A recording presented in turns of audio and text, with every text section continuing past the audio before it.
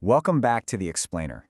It always amazes me. Organizations will literally spend more time picking the catering menu for their annual retreat than they do on something that dictates their actual survival. I'm talking about security planning. We're talking about allocating vital, limited resources to keep the whole operation breathing. But even though security touches literally every level of an enterprise, the actual planning? Usually an afterthought. Well, we're going to change that today. We're building a practical guide for site security right from the ground up. Take a look at this quote from Richard S. Post and David A. Shaxiak. It completely shatters the old-school way of looking at security. They say planning has to be continuous, comprehensive, participatory, and integrated. Right off the bat, this tells us that effective security is a living, breathing system. It's an ongoing process. It's not just, throwing up some gates, hiring a few guards, and calling it a day. No way. It requires fresh inputs, pragmatic management, and you've got to be willing to constantly adapt. Okay, let's dive right into our roadmap. First up, the core security mission. Then, assessing the environmental terrain. After that, evaluating employee labor conditions. Fourth, aligning resources and management. And finally, purposeful and continuous planning. So, Section 1, the core security mission. Let's establish that foundation. Now, I want to deliberately slow down for a second here, because you really need to punch this mental framework into your daily operational thinking. The basic principle is simple, right? Keep the good guys in and the bad guys out. To do that, we rely on the 6 Ds. We want to deny unauthorized access, deter potential attackers. If they keep coming, we delay them. We detect they're there. We degrade their capabilities and ultimately destroy the threat. Literally every single camera, every policy, and every fence you put up absolutely must serve one or more of these 6 Ds. So how does this actually play out when we're evaluating threats? Well, we have to weigh general threats against specific ones. A general threat, that's your broad stuff, like terrorism or general perimeter vulnerabilities. You're asking, hey, how does a package get from the outside street to our mailroom? But specific threats, that's based on hard historical facts. Was there a documented assault in the parking lot last month? Have we had actual trespassing incidents? Your answers here completely dictate how fast and how heavily you deploy your perimeter security. Remember, a single documented incident warrants just as much mitigation as those broad, general trends. Moving on to Section 2, assessing the environmental terrain. Time to look outside. I want you to mentally walk outside your facility for a minute. Your organization doesn't just exist in a vacuum, right? A huge part of assessing your terrain is evaluating the economic status of the surrounding area. And this requires real study, especially in urban environments. Look, high local unemployment, inadequate education, social instability, these are direct predictors for covert or overt attacks on your facility. Actually, if you're building a brand new site, you should absolutely have a security rep on the site selection team just to evaluate these sociological factors. Because the economic reality around you, it directly dictates your vulnerabilities.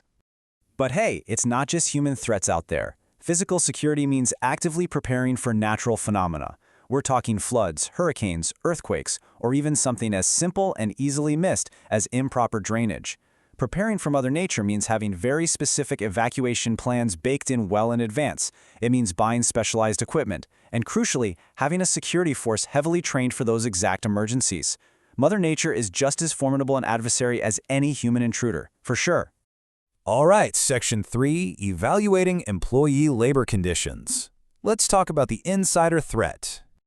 Heading back inside the building, we realized pretty quickly that security isn't just about, distrusting everybody.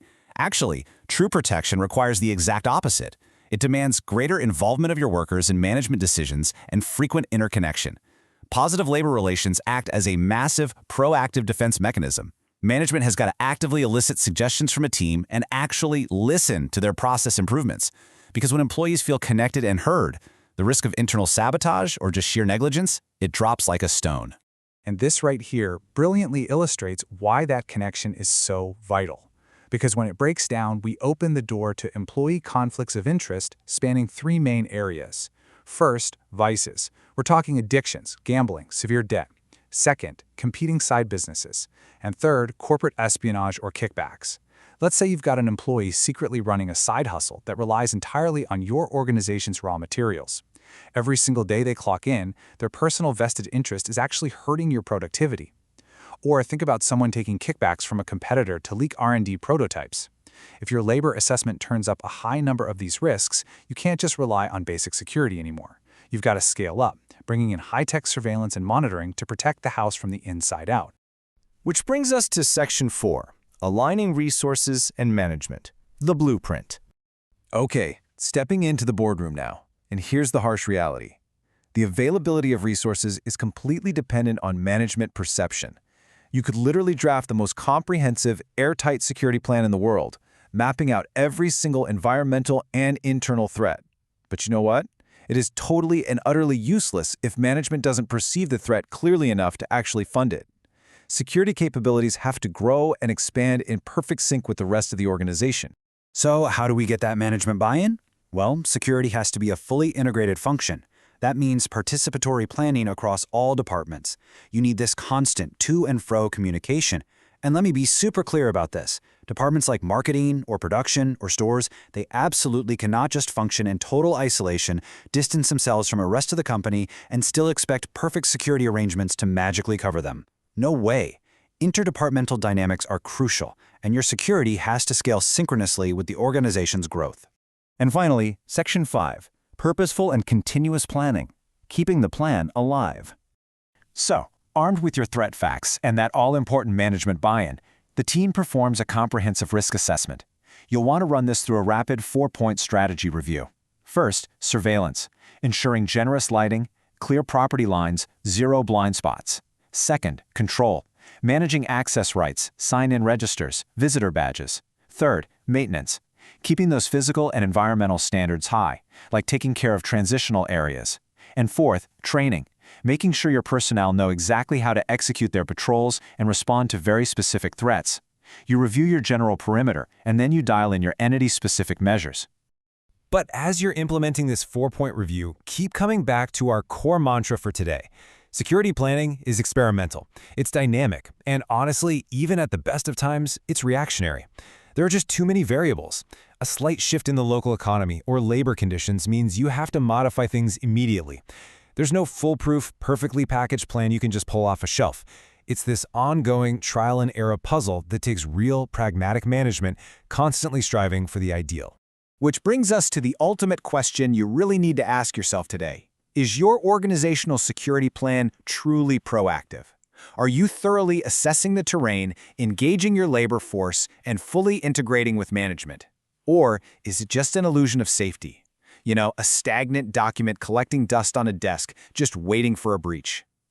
The very survival of your operation depends on your answer. Thank you so much for joining me on this explainer, and I highly encourage you to go back and take a hard look at your own state of preparedness. Catch you next time.